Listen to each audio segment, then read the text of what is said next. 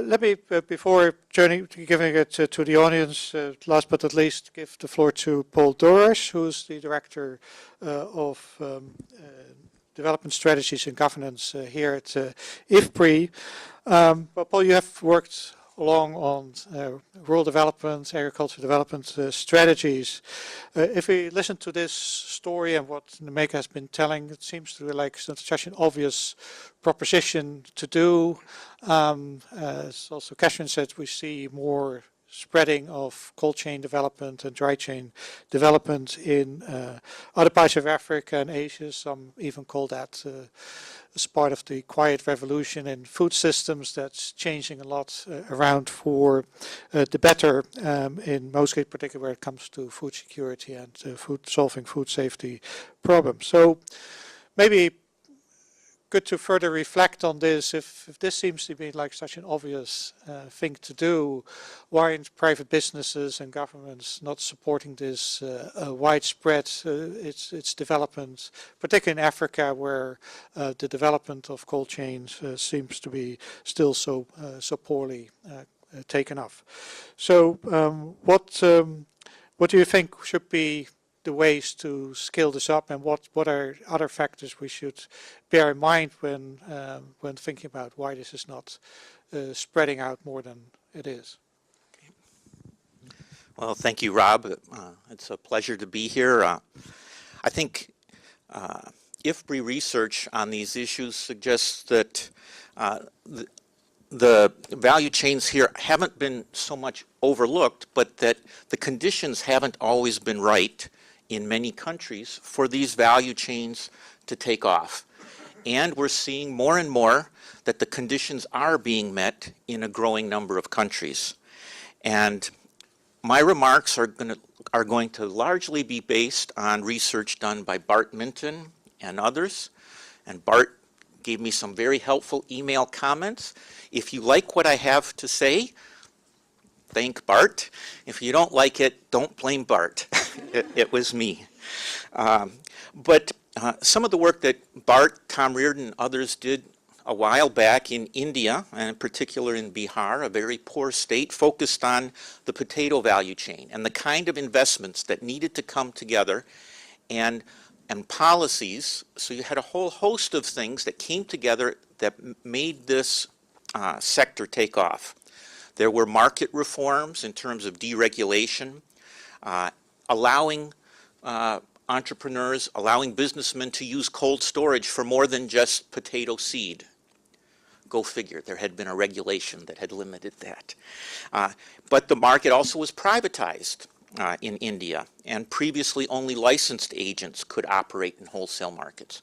So that policy change made a big difference. In India, the potato value chain took off, the cold storage took off.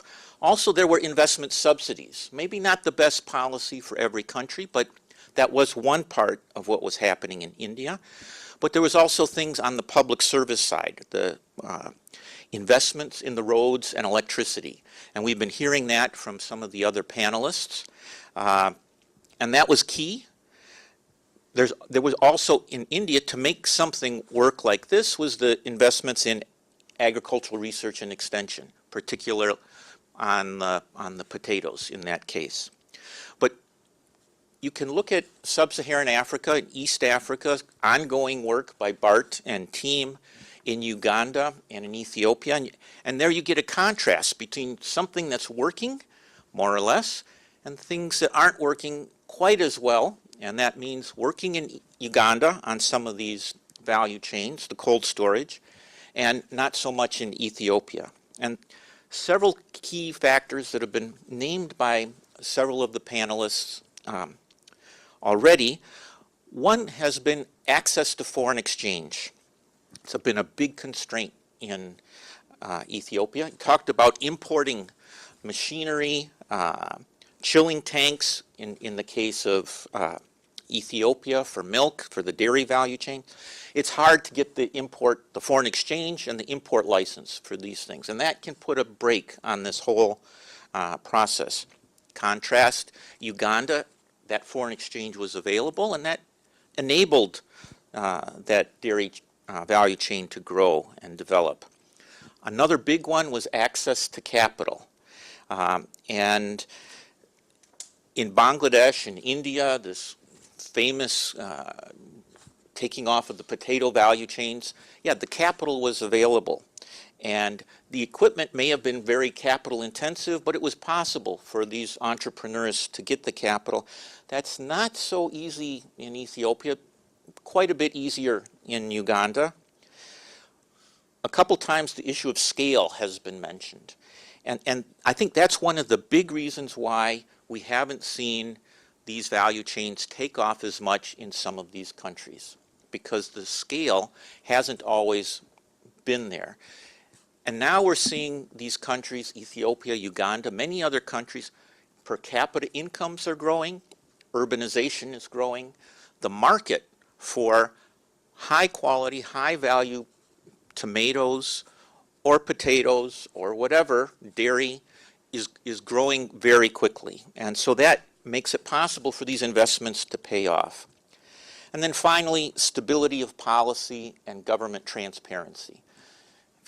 If you're going to make an investment, you need some kind of stability. Stability on the exchange rates, stability on your access to credit, stability on local policies to support private investment. So those are some of the things that we are seeing from the research in, well, earlier in India, but also in ongoing in Uganda, Ethiopia. But these lessons, this experience in Nigeria is in many ways very encouraging, and there are opportunities perhaps to replicate these successes, but other conditions need to be met as well. Thank you.